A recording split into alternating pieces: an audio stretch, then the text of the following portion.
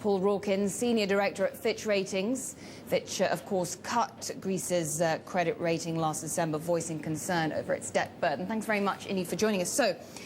So far, we've seen a show of support and solidarity for Greece, but nothing concrete about how this country is going to be bailed out. At this point, is that enough to reassure investors and calm credit markets?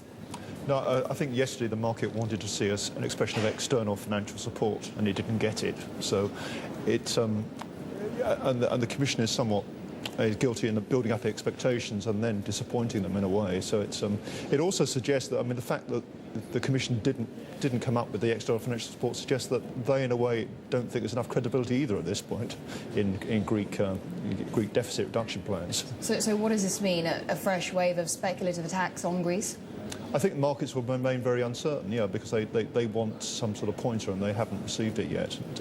And the Commission has not, in a way, hasn't gone any further than previous statements.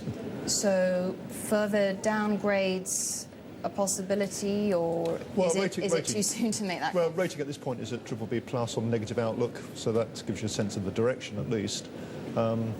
There are still options, but it's not. But the closer we get to April, which is really where we get to a critical point on the financing, the more difficult it's going to become for Greece, really.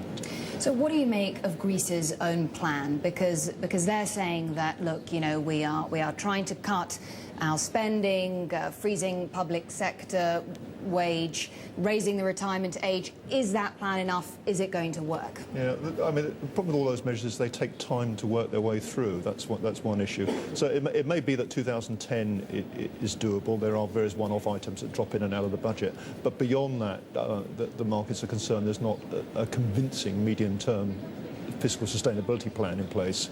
And the other thing is that when you look at a country like Ireland, for example, the Irish have been much more proactive, and in a sense that hasn't happened in Greece.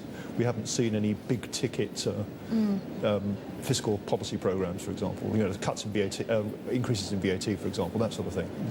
Now, Germany came out with its latest GDP update, and that figure remains unchanged. I wanted to ask you about the risk of contagion, because we've been hearing a lot about that. How much of a threat is that right now?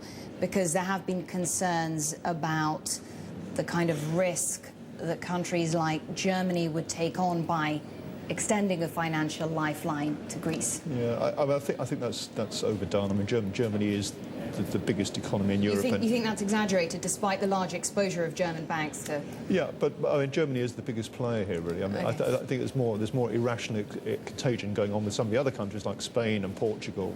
Those are the countries which the markets have marked down more. Right. Well, Paul Rawkins, appreciate your time. Thank you very much, indeed, for speaking to us. Well, it's not